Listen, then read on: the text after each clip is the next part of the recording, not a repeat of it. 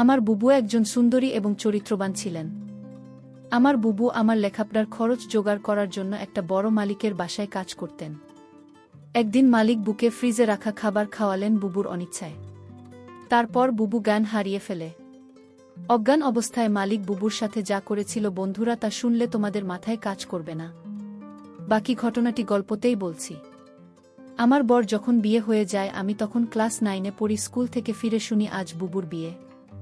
আব্বা আমাকে বললেন, সোহান ঢাকা থেকে মেহমানরা আসবে, তুই এক ছুটে বাজারে যা, রহিমকে বল তার ডেকোরেশনের চেয়ার পাঠাতে। আমি এক দৌড়ে বাজারে চলে গেলাম। রহিম চাচাকে যখন সব বলছি, 2টা প্রকাণ্ড গাড়িকে বাজার পেরিয়ে আমাদের বাড়ির দিকে যেতে দেখলাম। রহিম চাচা বললেন, যাক শাপলার অনেক ভালো ঘরে বিয়ে হলো, তাদের অবস্থা এবার ফিরবে। বুবুর কি সত্যি ভালো বিয়ে হচ্ছে আমি জানি না, আমি শুধু জানি বুঝি চলে যাচ্ছে আমাদের বাসা থেকে। তারপর কি হবে, কে আমাদের খাবার রেঁধে দেবে, কে আমাকে চুপি চুপি তার মাটির ব্যাংক ভেঙে আমাকে মেলায় যাওয়া টাকা দেবে। বউকে ছাড়া যে আমার জীবন চলতে পারে আমি সেটা কল্পনাও করতে পারি না। কলেজের এক প্রোগ্রামে আমার সুন্দরী বুকে দেখে নাকি দারুণ পছন্দ করেছে এক বড়লোকের ইঞ্জিনিয়ার ছেলে। তার চাপে পড়ে তার পরিবার রাজি হয়েছে এই বিয়েতে, নইলে আমাদের মতো মধ্যবিত্ত ঘরে এত বড় আপনি হওয়ার কথা না। সবাই বলাবলি করছে বুবুর কারণে এবার আমাদের ভাগ্য ফিরবে। আমার জন্মের সময় আমার মা মারা যান, বয়স তখন 8। আমার স্কুল শিক্ষক বাবা আর বিয়ে করেননি। বহু মানুষ করেছে আমাকে, আমার জগৎ ঘিরে, তাই আমার বিয়ের আসর হয়ে গেল। দায়সারা ভাবে বিয়ে নাকি 2 পরিবারের বন্ধন, কিন্তু আমার সেটা মনে হলো না। পাত্রের বাবা সারাক্ষণ মুখ কালো করে রাখলেন। পাত্রের ছোট মামা আমাদের ঘর বাড়ি উঠোন ঘুরে ঘুরে দেখলেন, মাঝে মাঝে নাক শীতকালেন। আমাকে ডেকে বললেন, তুমি কোনো ক্লাসে পড়ো? আমি কিছু বলার আগেই কেউ একজন বলল, সোহান পাইলট স্কুলে পড়ে, ফার্স্ট বয় বৃদ্ধি পেয়েছে, ক্লাস 9-এ পেয়েছে। আমার লজ্জা লাগল, কিন্তু ছোট মামা শুধু একটু নাক শীতকালে। সেদিন গাড়িতে ওঠার আগে বুবু যখন আমাকে জড়িয়ে ধরে নিঃশব্দে কাঁদছিল, তখনও আমার কষ্ট লাগছিল। 3 দিন পর নতুন জামাইয়ের গুণে নাই ওর আসার কথা। আব্বা পাড়া প্রতিবেশীদের নিয়ে রান্নাবান্নার আয়োজন করলেন। একটা গাড়ি ভাড়া করে নতুন জামাইকে আনতে পাঠালেন। গাড়ি ফেরত এলো, নতুন জামাই আসতে পারবে না, তার কোনো জরুরি কাজ পড়ে গেছে, পরের সময় করে আসবেন। বুবু আসলো আরও মাস 3 পর। একটা সাদা রঙের গাড়ি থেকে বুবু নামা। আমি ছুটে গেলাম। আমি বুকে জড়িয়ে ধরতে গিয়েও থমকে গেলাম।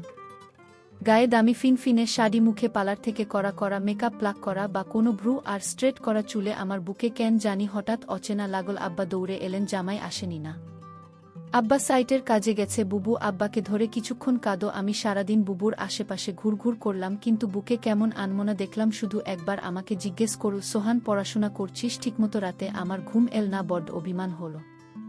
বুবু অনেক বদলে গেছে, এই অল্প দিনে এত বদলে যেতে পারে মানুষ। বহু 3 দিন থাকল। শেষের দিন দুলাভাই এলেন বুকে নিয়ে যেতে। দুলাভাই দেখলাম বেশ গম্ভীর। আমাকে ডেকে বললেন, কি রে সোহান, পড়াশোনা করে ঠিকমতো নাকি সারাদিন বাদরামি? আমি কিছু বললাম না। দুলাভাই আসার পর থেকেই বুবুর মুখটা কালো হয়েছিল, কারণ ও দেখলাম তার। আমাদের সামনেই কপাল কুঁচকে 2 বার বুকে ধমক দিলেন দুলাভাই। বুবু চলে যাওয়ার পর সেই রাতে আব্বা আমার ঘরে এলেন। অপরাধীর গলায় বললেন, সোহান তুই তো অনেক বড় হয়ে গেছিস। বলতে তো আমি কি কোনো ভুল করলাম? আমি হয়তো সত্যি বড় হয়ে গেছি। মনের কথা চেপে বললাম, কেন সেটা বলছেন? বুবু অনেক ভালো আছে, কিন্তু আমি ঠিক জানি আমার বড় ভালো নেই। বুবুর হাতে কালশিটে দাগ দেখেছি। আমার হাসি খুশি বুবু কেমন গুটিয়ে গেছে মাত্র 3 মাসে। এর ঠিক 1 বছরের মাথায় আব্বাজান মারা গেলেন। আমি একা হয়ে গেলাম। পাড়া প্রতিবেশীরা বুবু দুলাভাইকে চেপে ধরলেন আমাকে নিয়ে যাওয়ার জন্য। বুথ কণ্ঠা নিয়ে দুলাভাইয়ের মুখের দিকে তাকান। দুলাভাই কিছুক্ষণ ভেবে বললেন, সোহান চলুক, কাজে লাগবে অনেক। কাজেই আমি আমার বই খাতা নিয়ে বুবুর বাসায় উঠলাম। দুলাভাইয়ের পোস্টিং তখন আমাদের গ্রামের কাছেই শহরে। ছোট ছিমছাম 2 রুমের বাসা। আমি এক রুম ভাগে পেলাম। শহরের একটা স্কুলে ভর্তি হলাম। দুলাভাই চাকরির পাশাপাশি কন্ট্রাক্টরের ব্যবসা করতেন। একদিন আমাকে বললেন তার সাইটে গিয়ে কাজ তদারকি করতেন। আমার স্কুলের ক্লাস মিস হতে লাগল। আমি বইখাতা নিয়ে কাজের সাইটে চলে যেতাম। সারাদিন কাজ শেষে বাসায় ফিরে খুব ক্লান্ত লাগত। আমার রেজাল্ট খারাপ হতে শুরু হলো। বুবু একদিন ভয়ে ভয়ে দুলাভাইকে বলল, সোহান ভালো ছাত্রর পড়াশোনার ক্ষতি হচ্ছে না তো? দুলাভাই তেতে উঠলেন, গরিবের ছেলে, খেতে খেতে হবে। পড়াশোনা করে কি হবে? যতটুকু দরকার ততটুকু শিখলেই হবে। বুবু তাড়াতাড়ি বলে উঠলেন, ঠিকই তো সোহান, পড়াশোনা করে প্রতিষ্ঠা পেতে সময় লাগবে। তুই দুলাভাইয়ের সাথে কাজ শেখা, অনেক কাজে লাগবে। আমি বুবুর কথায় অবাক হয়ে গেলাম, এই বুঝিয়ে আমাকে তৈরি করেছে, সবসময় বলতো পড়াশোনা করে একদিন অনেক বড় হতে হবে। পড়াশোনা ছাড়া আমার আর কোনো কাজ নেই। আজ কত পরিবর্তন! আমি দুলাভাইয়ের সাইটে কাজ দেখতে লাগলাম। ক্লাস 9-এর এক কিশোরীর জন্য নিশ্চয়ই খুব সহজ কাজ না, কিন্তু আমি শিখতে লাগলাম, সাথে পড়াশোনা করতাম। সাইটে সাইটে লোকজনের কাছে খবর পেতাম দুলাভাইয়ের কর্মকাণ্ড নিয়ে। দুলাভাই আরও কয়েকজনের সাথে প্রেম করে বেড়ায়। আমি টের পাই, মাঝে মাঝে বুবুর চাপা কান্নার আওয়াজ পাই। সকালে কিছু কিছু দিন বুবুর হাতে নতুন কালশিটে দাগ বুঝতে চেষ্টা করে আমি বুঝেছি দুলাভাই বুকে অন্যায় অত্যাচার করে আমার বুবু অনেক বদলে গেছে। আমার মনে হয় আমাকে নিয়ে বুধবারই অস্বস্তি বোধ করে কেমন পালিয়ে বেড়ায়, দেখা হলে ঠিকমতো কথা বলে না। মাঝে মাঝে দুলাভাই বুকে পালার থেকে সাজিয়ে পার্টিতে নিয়ে যায়। আমার অবাক লাগে। তবুও একটা দিন যখন বাসায় দুলাভাই থাকে না, হঠাৎ সেই পুরনো দিনের মতো তবুও তেল নিয়ে বলে, সুহানাই তোর মাথায় দিয়ে দিই। আমার চোখে পানি আসে, আমি লুকাবার চেষ্টা করি। একদিন অনেক রাতে ফিরে দুলাভাই আমাকে ঘুম থেকে ডেকে তোলেন। আমি জেগে দেখি দুলাভাই প্রচণ্ড রেগে আছে। আমাকে বললেন, হারামজাদা, তোকে আমি সাইট দেখতে যাচ্ছি আর তুই সেখানে পড়াশোনা করিস। আমি চুপ করে দাঁড়িয়ে রইলাম। হঠাৎ করে দুলাভাই আমার চুলের মুঠি ধরলেন, বলার, সাইট থেকে 1 লক্ষ টাকা চুরি করেছে কে, নাকি তুই করেছিস? আমি অবাক হয়ে গেলাম। সাইটে টাকা পয়সা সংক্রান্ত কোনো কিছুর সাথে আমি জড়িত না। আলাদা অ্যাকাউন্ট আছে। তবু বললাম, আমি কিছু জানি না। দুলাভাই, তুই জানিস না? কেন জানিস না? তুই এর সাথে জড়িত শিওর? আমার খেয়ে আমার সাথে বাজি? দাঁড়া। দুলাভাই তার বেল্ট দিয়ে আমাকে মারতে আরম্ভ করলেন। আমি সারা জীবনে কখনো মার খাইনি। পরিবারে আদরে মানুষ হয়েছি। স্কুলে ভালো ছাত্র হয়। তারা অত্যাধিক স্নেহ করতেন। আমি দেখলাম বহু পাথরের মতো দাঁড়িয়ে আছে। দুলাভাই একসময় খ্যাত দিয়ে চলে গেলেন। আমি সারা রাত বিছানায় শুয়েও কালাম। চেষ্টা করলাম মুখ দিয়ে শব্দ না করতে। আব্বা মৃত্যুর আগে বলেছিলেন, সোহান, পুরুষ হয়ে গরিব ঘরে জন্মেছিস, সামনে অনেক কষ্ট আসবে, সব তো থাকবেই, কখনো কাটবি না, পুরুষদের কাছে নেই। পরদিন সকালে আমার ঘুম, শরীরে হালকা জ্বর নিয়ে উঠে দেখি বসে আছে আমার শিওরে, সোহান, উঠতে পারবি? আমি মাথা নাড়লাম। হ্যাঁ। তাহলে চলুন। তাকিয়ে দেখি বুবু একটা ব্যাগ গুছিয়ে রেখেছে। আমি বললাম, কোথায়? বাড়ি ফিরে যাব, চল। তুই আবার ভালো করে পড়াশোনা শুরু করবি। আমি দরকার হয় বাসায় কাজ করব। 2 জনের একটা ব্যবস্থা হয়ে যাবে। আমি অবাক হয়ে তাকিয়ে রইলাম। বুবু আমার জন্য তার স্বামীকে ডিভোর্স দিয়ে চলে এলো এবং সেই বাড়ি থেকে চিরদিনের জন্য চলে এল। তারপর বাসায় আমি আর বহু থাকি। বুবু একটা বড়লোক বাসায় কাজ পেল। তাদের কাপড় ধোয়া, রান্না করা ইত্যাদি তাদের কাজ করতে হবে। মাসে যে টাকাটা পাব সে টাকা দিয়ে আমার লেখাপড়ার করছে। তার পরিবার চলে যাবে। বুবু যে বাড়িতে কাজ করে সেই বাড়ির মালিক বুকে একদিন বলেছিল, তোমার যত টাকা দরকার আমি দিব, তুমি শুধু একটি কথা রাখো। বলল, আমি বাসায় কাজ করি, এটাই আমার চলে, অতিরিক্ত টাকার আমার দরকার নেই। বুঝতে পেরেছিল বাসার মালিকের চরিত্র ভালো না, তারপরও বই বাড়িতে কাজ করে যে টাকা পেত সেটা দিয়েই আমাদের মাস চলে যেত। মালিকের বাসার সবাই একদিন কোথায় ঘুরতে গেল, শুধু মালিক বাড়িতে ছিল। মালিকের নাম আছান আলী। বলল, আজ তো বাসায় কেউ নাই, তেমন কাজ নেই, তাহলে আজ আমি চলে যাই।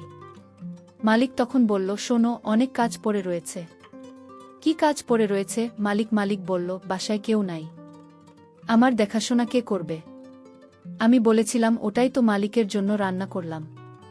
ঘর পরিষ্কার করে মালিকে খাবার দিয়ে বললাম, রাত অনেক হয়েছে, আমার ছোট ভাইটা চিন্তা করছে, আমি এখন যাই। মালিক ধমক দিয়ে বলল, এই মেয়ে, তুমি বাড়ির চাকরানির, মালিক যখন আদেশ করবে তখন তুমি বাড়ি থেকে যাবে, তার আগ পর্যন্ত এখান থেকে এক পাও লড়বে না। আমি তখনও নিশ্চুপ হয়ে দাঁড়িয়ে রইলাম। আমার মুখ দিয়ে কোনো কথা বের হলো না। হঠাৎ মালিক বলল দর্দ কণ্ঠে, মারে, আমার তো ছেলে মেয়ে আছে, তোর কষ্ট আমি বুঝি। তুই তোর মাকে হারাল, বাবাকে হারালি, নিজের স্বামীকে হারালে, এখন ভাইটাকে লেখাপড়া শিখিয়ে মানুষ করার জন্য পরিশ্রম করেছিস। আমি মালিকের হঠাৎ এরকম ভালো কথা শুনে আমি কিছুটা অবাক হলাম, কিন্তু সে মুখে যা বলছে চেহারায় তা প্রকাশ পায় না। আমাকে বলল, আমার স্ত্রী ছেলে মেয়ে তারা 2 দিনের জন্য ঘুরে গেছে। আমি বলেছিলাম, আপনি জানি কেন আমার ঘোরাফেরা তেমন একটা ভাল লাগে না। আমি এর আগে বহুবার ঘোরাফেরা করেছি, এখন আর ভালো লাগে না। তুই আমার মেয়ের মতো, ঘর তোকে আমি কিছু টাকা দিলাম তোর ভাইয়ের সামনে পরীক্ষা ভালো মন্দ কিছু খাওয়ায়। আমি বলেছিলাম আমার টাকা লাগবে না। মালিক তখন আমায় জোর করে টাকাটা হাতে ধরিয়ে দিল। আমি না নিয়ে পারলাম না। মালিক আমার প্রতি হঠাৎ এমন দরদ দেখাচ্ছে কেন? যখন মালিকের ছেলে মেয়ে বাড়িতে ছিল তখন তো তিনি এরকম দরদ দেখায়নি। আমি মালিকের এরকম ভালো ব্যবহার দেখে কিছুটা অবাক হলাম। এরকম কথা বলতে বলতে প্রায় রাত 1টা বেজে গেল। ওদিকে আমার ভাই আমার জন্য চিন্তা করছিল। আমি মালিককে বলেছিলাম এখন আমি চাই, সে তখন বলল না, আজ তুমি যেতে পারবে না, এই বাড়ি তোমার পাহারা দিতে হবে। আমি বলেছিলাম দেখুন সাহেব, আমার ডিউটি তো সকাল 6টা থেকে সন্ধ্যা 6টা পর্যন্ত। মালিক তখন আমাকে অবাক করে বলল, তাই বলে যদি আমার সমস্যা হলে তুমি দেখবে না? আমি তো তোমারে আমার মেয়ের মতোই দেখি। মালিকের কি উদ্দেশ্য ছিল আমি তা জানি না, তবে এটুকু বলতে পারি মালিক তেমন ভালো না। তবে আজ আমার সাথে খুব ভালো ব্যবহার করল।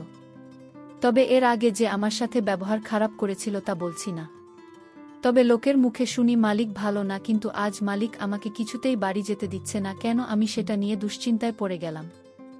এর মধ্যে মালিক বলল, আজ আমি নিজ হাতে খাবার তৈরি করেছি। আমি বললাম, কেন নিজ হাতে আপনি খাবার তৈরি করলেন? খাবার তো আমি রান্না করছি, তার মধ্যে আপনি আবার রান্না করলেন কেন? আরে নামা, সেই খাবার না, ফ্রিজে আমার স্ত্রী আমার জন্য কিছু ভালো খাবার আলাদা রাখত, সেই খাবার নিয়ে আসলাম। আমি বললাম, ও আচ্ছা। তারপর আমায় বলল, নে মা, আমরা একসাথে আজ খাবার খাই, পেটে বড্ড খিদে পেয়েছে। আমি বললাম, আপনি খান, আমি বরং রান্না করা খাবার খাই। মালিক তখন আমার সাথে বায়না করে বলল, দেখো তুমি যদি আজ আমার দেওয়া খাবার না খাও তাহলে বুঝ তুমি শুধু তাকে ভালোবাস, এ বাড়ির মানুষদের ভালোবাসো না। আমি তার কথায় কিছুটা অবাক হলাম। মালিক বল, ঠিক আছে, তুমি খাবারটা খেয়ে বাসায় চলে যাও, তোমাকে ছুটি দিয়ে দিব। আমি তখন খুশি হলাম, বাবার বয়সী একজন মানুষ আমাকে এত করে বলছে, ফ্রিজে রাখা ভালো খাবার খেতে। যাই হোক, আমি শেষ পর্যন্ত হেরে গেলাম। আমি খাবারটা খেলাম আর ফ্রিজে রাখা খাবার না খাওয়ার জন্য রাজি হলাম। তার একটাই কারণ, মালিক বলেছিল আমি ছুটি দিয়ে দেবে খাবারটা খেলে, আর তাই আমি ফ্রিজে রাখা খাবার খেলাম। খাবারটা ভালোই লাগল, দামি খাবারের আগে আমি এমন খাবার কখনো খাইনি।